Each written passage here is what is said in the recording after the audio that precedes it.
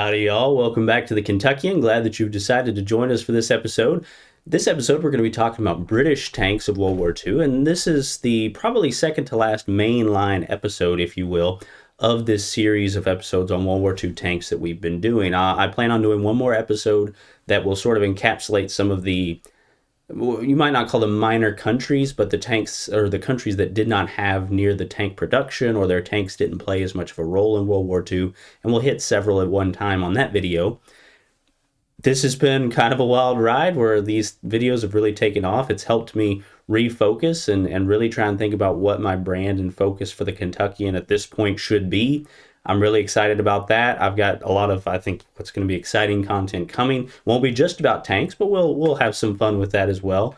And I hope that you'll stay tuned for that. If you're interested in this, if you're interested in what the Kentuckian does, why don't you hit that subscribe button and go ahead and keep an eye on what we're producing with the Kentuckian. Now, I want to get to the tanks, right? The cool part, the reason you're probably here. As I mentioned, and I always mention this in these episodes, tanks are not invincible war machines. They aren't bulletproof, at least to all guns. They aren't invincible. But when they're used correctly, they can be extremely effective on the battlefield. That's even true today. And when used incorrectly, they can be a liability. No matter how much armor, how big of a gun, or how fast they are, how they're used matters in their combat effectiveness more than anything. Now, British tanks are a little bit of a special case. The other countries that we've talked about in general have produced a large number of tanks. Their tanks played in every theater of the war. They were produced often by the tens of thousands. With British manufacturing, it wasn't quite the same. They didn't produce nearly as many tanks, but their tanks did still see quite a bit of action because Britain played such a large role in World War II. Let's jump into the early war tanks. I want to make a brief mention of early war, mainly cruiser tanks, and I'll explain what that is here in a few moments. I decided to leave these tanks out. There's a handful of miscellaneous tanks that you might call them. They were generally light cruiser tanks. They were kind of interwar designs. They weren't necessarily super effective. They're hard to find public domain pictures of. The Vickers light tanks, there were some early A models. A was one of the designations where the American military used M a lot, like M4 Sherman or M3 Lee. They used A for most of their tanks. However, they didn't play a huge role in a lot of ways. They fought early in the war. They weren't very effective, and most of them were lost when you got to Dunkirk and that really bad defeat that the British suffered at Dunkirk when all the people brought their own boats to help get the troops back. But most of their equipment was lost, including most of their tanks. It was left on the shores of Dunkirk when the British Expeditionary Force was defeated in 1940. So I just wanted to mention them for a moment. We're not going to spend any more time on them. They were weird. You can look them up. Let's leave it at that. Now let's get to the more mainline tanks. The Crusader, this is what I will call the first proper cruiser tank that the British really used heavily and was actually a decent tank, was the Crusader. This was a very mobile early war cruiser tank that by early war standards was actually pretty decently armed and decently armored, especially for how fast it was. It usually had a 2-pounder gun, although a lot of British designs they tended to upgrade or create new variants of, so kind of like with the German tanks, I may say something, and then there was a variant that they built several of that had a different gun. And just keep that in mind. There were actually over 5,000 of the vehicles produced, and it served really throughout the whole war, although, of course, as you can imagine, it became obsolete by about mid-war when facing other tanks. But a tank is a tank, and you can still use it effectively. It was a very solid tank, and I think a very cool looking one, as hopefully you can see from the pictures. I think it's the British tanks have a very unique aesthetic. Really every country's tank does, but they tend to have more of a blocky, angular shape that, in a lot of times, I think actually looks pretty cool. And so that's the Crusader tank. Now, before we go on to the next tank, which is the Grant, and I'll go ahead and throw a picture or two up, because the Grant is a bit of an exception. I've mentioned cruiser tanks a couple of times already. Very brief kind of explanation. The main tanks that the British had, the way they classified them, were cruiser or infantry tanks. Cruiser tanks were meant to be fast, not as well armored, but usually trying to pack a decent punch, but especially to be fast and very mobile so that they could engage other tanks. They could you kind of be used as a breakthrough tank and take advantage of openings in enemy lines and those sorts of things.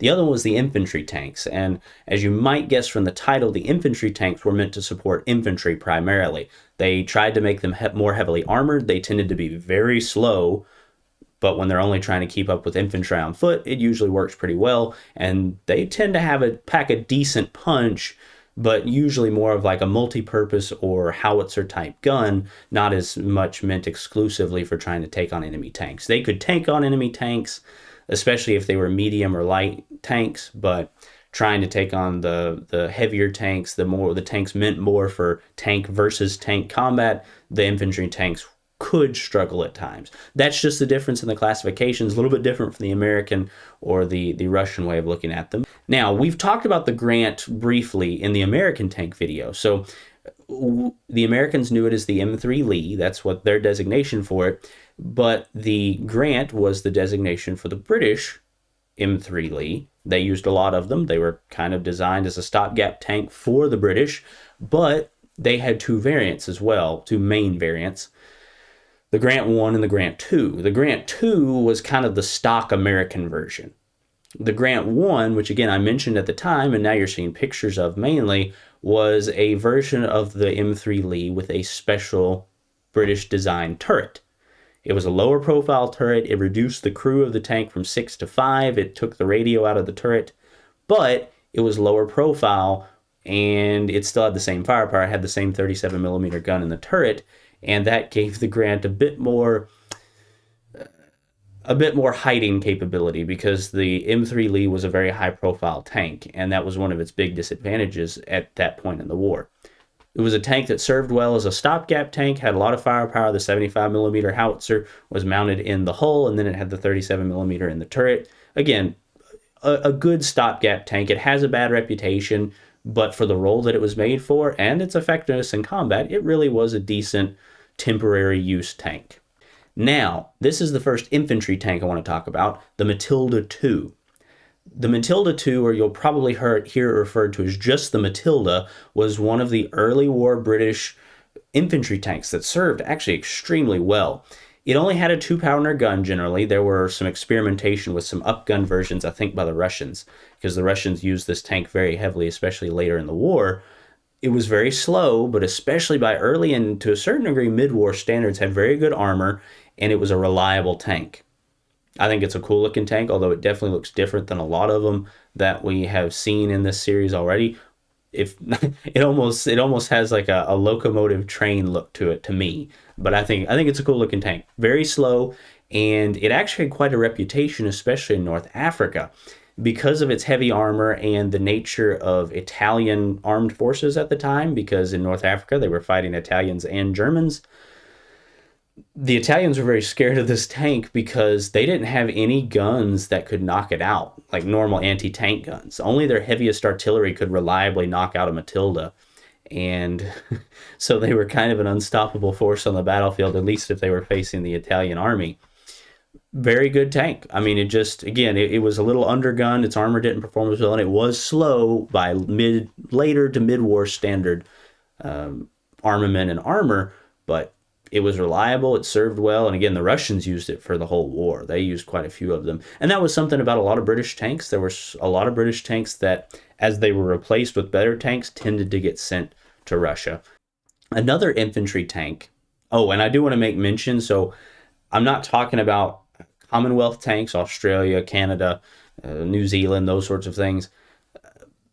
But a lot of these British tanks were used by the Commonwealth forces. There were a few special variants that the Commonwealth countries made. We'll talk about those, hopefully, maybe in that video that brings in the kind of minor tank production countries, or we'll talk about it in some of the more wonky, wild, or experimental tanks videos that we'll do down the line. But the Matilda was one of those that was used, and it was used by Commonwealth forces in the Pacific through the end of the war. So the Valentine was another infantry tank from the early war period that was actually pretty effective as well. Now, this was a much smaller tank than the Matilda, and the Matilda is not a huge tank, to be clear, but it had decent armor, And it actually had a large variety of armaments. So a lot of them were equipped with the 2-pounder like the Matilda was. That's a 47 millimeter gun, by the way. Not very big and not really packing too much of a punch, especially against mid to late war Axis armor. But for some reason, and I don't know why the Valentine is not as much the Matilda, but they tried a lot of different guns on the Valentine. So they had a 75 millimeter, I think what they called an ordnance quick firing gun, which is kind of a different gun than the pounder guns, the 2-pounder, the 6-pounder, or the 17-pounder we'll talk about in a moment. And so they tried to really give it more attack capability. It was slow as well, like the Matilda, but it was a reliable tank. They were able to upgun it. Probably wouldn't have served well against a lot of Axis tanks, but lighter vehicles and infantry support, it did well. And the Russians, again, this was one that the Russians used a lot of, even up till basically the end of the war. So very good tank. Again, I think it's a cool looking tank. This was a very cramped tank as well. I do want to mention that for a moment. So it's got kind of a long back end and everything, but that turret, that's a 2-man turret and it's very small. And there's only one other crew member. There's a driver in the front of the hull. So even though it doesn't look tiny, the actual space the crew had in the turret and in the driver's position, it was not very much. That was one of the problems they had trying to give it a better gun, because you get a bigger gun, it takes up more space, less room for the crew. Kind of an interesting thing there. But there were about 8,000 of these vehicles built, and that counts for about a quarter of British wartime tank production. So that gives you an idea that they built a lot of these. And now let's talk about the mid-war tanks. Now, the first one is another cruiser tank called the Cromwell. Now, the Cromwell was very successful, and you might think of it as roughly equivalent with the Sherman. It's going to be close. It was armed with a few different guns, usually a 75 millimeter or a 57 millimeter gun. The 75 was the most conventional that I believe. They had some what they called AVRE versions, the Armored Vehicle Royal Engineers, that had a mortar that was more of like a demolition mortar, but they would use it in combat some. And there were some other variants, and there was one with a 90 millimeter howitzer, I believe, but most of them had the 75 millimeter or maybe a 57 millimeter. It was a decent armament. Again, especially the 75 would be kind of comparable to the Sherman 75. It was very fast, and it actually had decent armor as well. This was a very, very fast tank. That was, again, it's a cruiser tank. That was one of the key requirements, was its speed, and it was a maneuverable tank. Its chassis would actually be the basis for several other vehicles, both experimental and production. And interestingly enough, I have it in the mid-war tank section, and it was built starting in 1943, but it didn't actually see action until the invasion of Normandy, or D-Day, in 1944, in June of 1944. This was, again, very effective general purpose / breakthrough tank, or what they called a cruiser tank still at the time. They got rid of those designations towards the end of the war, kind of a little bit after, in the early Cold War in the 1950s.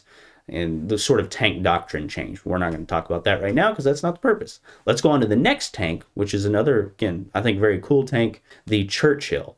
Now, this was another infantry tank, and it was very, very successful. The Churchill, for the time in the war that it was built, it was fairly lightly armed.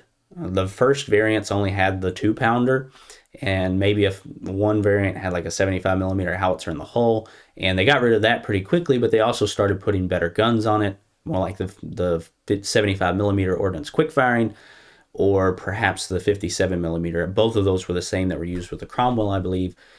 But one of the big things about the Churchill, again, as an infantry tank, it wasn't meant as much to go up against enemy tanks, although it did frequently. The key thing with the Churchill, one of the key factors of the Churchill that set it apart, was its armor. Now, again, first variant's not as heavily armored, but once you get to the Churchill Mark III and up, and they went from the Mark III to the Mark VII, they were much, much better armored. Generally, they had the Mark IIIs, the Mark IVs, and the Mark VIIs were the most common variants. Mark VII was extremely heavily armored. And again, like with the other infantry tanks, it was a slow tank, but it was designed to keep up with infantry. So that wasn't really as much of a disadvantage as you might think. Had very heavy armor, and it packed a decent enough punch against infantry or light vehicles, maybe light or medium tanks if you had to. Very good tank. A relatively small tank, which is something that I didn't really fully realize. until fairly recently, it's not that big of a tank, especially for how heavily armored it is, and it would be considered a heavy tank by our standards with its weight and everything. It served very well. It was also an extremely well known for its climbing ability. So even though it was slow, it had the ability to climb inclines that most tanks couldn't, and most people wouldn't expect a tank to be able to. Interesting thing about that, again, this was a reliable tank as well, but an interesting thing about that climbing ability is that actually led to it being able to participate in the operation to capture the first Tiger tank that the Allies ever captured. And the interesting thing about that Tiger, again, that was the first one that was ever captured by the Allies. It was called Tiger 131, was its designation. And the cool thing about that, it still exists today at the Tank Museum in Bovington, England, and it is the last remaining running Tiger tank in the world. There's several in museums, but they're not in running condition. Another tank I want to talk about, and really this will be multiple tanks, but it's the Sherman and the Sherman Firefly. So I don't want to spend much time on the Sherman part. The British used a lot of Shermans. There were a lot of Shermans built, and we gave them a lot. Canada would produce several license built, and England produced some that were license built as well, but we provided a huge number of them. We've talked about the Sherman before, very good tank for what it was, maybe not the perfect one in every single way, but a reliable, decently fast, decently armored tank that they continued to upgrade, and it served very, very well, and you could get a lot of them, and you could keep them in the field. Again, an important thing, you can have a super powerful tank with a really powerful gun and really fast and really good armor, but if you can't keep it running, it doesn't do you any good. But I want to spend a little bit longer talking about the Sherman Firefly, which is the main one you'll see pictures of here. The Sherman Firefly was an adaptation, if you want to think of it that way, a modification of the Sherman so that it could mount the 17-pounder. Now, I believe I mentioned the 17-pounder before in this series. It was a very powerful anti-tank gun that the British had. It was also a very big gun. And at the time, and they were experimenting with this for many years during the war, trying to figure out what tanks could carry the 17-pounder, because usually it was just a towed anti-tank gun. You know, it'd be on two wheels, and you'd hook it to a truck or a tank or a tractor or something and move it where it needs to go. Well, they knew they needed more capability, anti-armor capability, so they constantly tried to figure out how can we mount a 17-pounder on a vehicle so that, or on a tank, so that we can get it into battle a lot better and a lot more effectively. The Firefly was one of those solutions. The interesting thing about it, you'll notice on some of the pictures, there's this big box on the back of it. Well, as I mentioned, the 17-pounder was a big gun. They had a hard time actually fitting it in. So their solution with the Firefly ended up being they took the radio out of the tank and cut basically a hole in the back of the turret and mounted an armored box that held the radio on it. And then they could fit the 17-pounder into the Sherman. Interesting thing, the Firefly name kind of came from the 17-pounder itself. The 17-pounder produced a massive muzzle flash, very bright, massive muzzle flash when it was fired. So that's kind of where the nickname Firefly came from. There were some other tanks that would mount the 17-pounder or similar guns later on as they tried to, again, continually improve their designs. Firefly would serve well and serve for the whole war. The next tank I want to talk about, I'm not going to spend long on this one, but it's the Achilles. Now, we've talked about the M10 Wolverine already in this series. The Achilles is the British version of the M10. There's very little different from it, except it mounts the 17-pounder instead of the 76mm anti-tank gun that the Achilles does. It doesn't look much different. It's a longer gun with a muzzle brake. Well, I drew a blank on the term there for a second.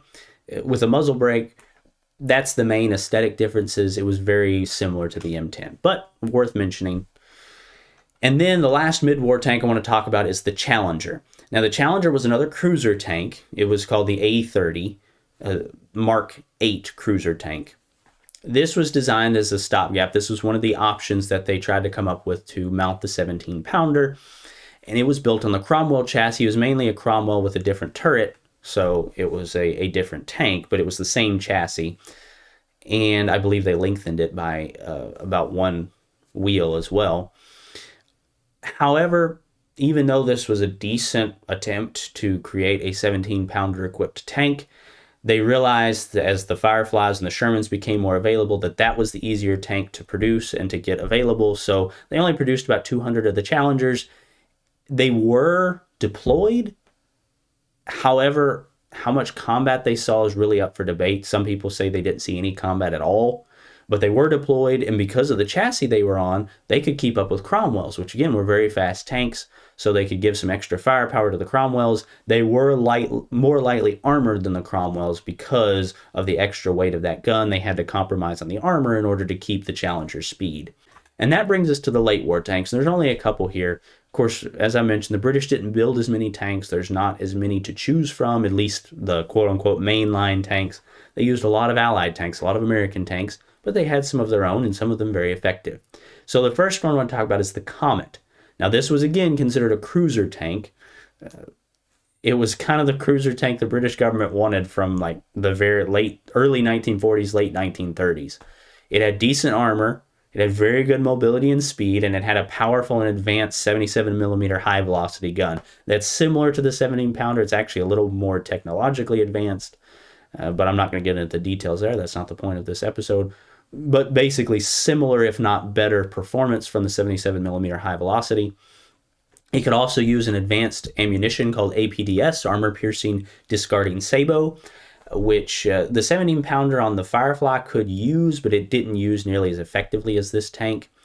And that gave it a whole lot more armor penetration. That's something I'm not going to talk about the differences between ammo. Maybe that'll be an episode for another time.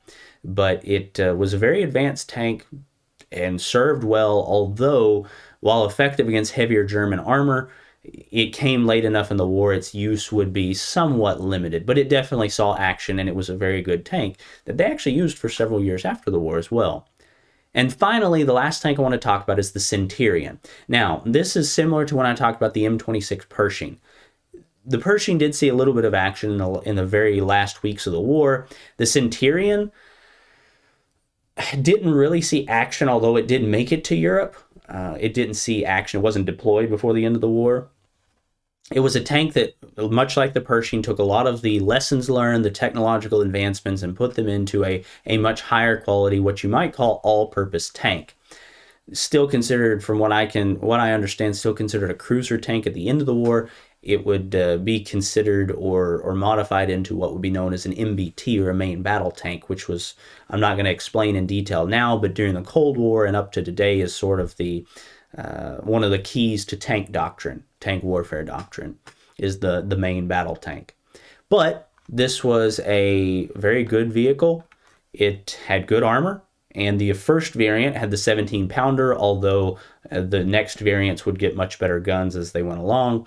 And it's a tank that it would serve in Korea fairly extensively with the British, and it was a good, mobile, well-armored tank that was reliable. And it's actually interesting. So the pictures you're seeing here are all, I think, all later variants. Unfortunately, there's not many pictures of the early variants that were built during World War II. But this tank was a very good tank. It was used by all sorts of countries. There were huge numbers of them produced. They were fairly easy to produce, fairly cheap to produce, and were exported all over the world. And in fact, there's still some that would be in use today, the modified, upgraded variants that would, mainly the ones that would have been built later. Very good tank. Didn't really play a huge role in World War II, but was a very significant tank, and so I decided to put it into this video. I hope that you've enjoyed this episode. I've tried to, again, keep it where we're hitting these points quickly and keep your attention and not drone on too much, because I can do that. If you know me personally, I can be very bad about that. But I hope that you've enjoyed this episode. I hope you found it interesting and informative, and I hope that you'll stay tuned for what we have in the future as we sort of focus in and have more tank videos, but also more of a focused brand and goal when it comes to the kind of content we're producing. Still be very history oriented, but trying to integrate that in a different way and not have such a wide, somewhat random array of topics on the Kentuckian. I'm so glad and thankful that you've joined us and taken the time to listen to this episode. And don't forget all the social media sites that we have that you can check out, keep up with what's going on. And if you'd like to support me in a more personal way, my Patreon is also listed below. And remember, friends, as long as you and I are doing what's right, we make a real difference in this old world. This has been Ryan Dalton of the Kentuckian, signing off.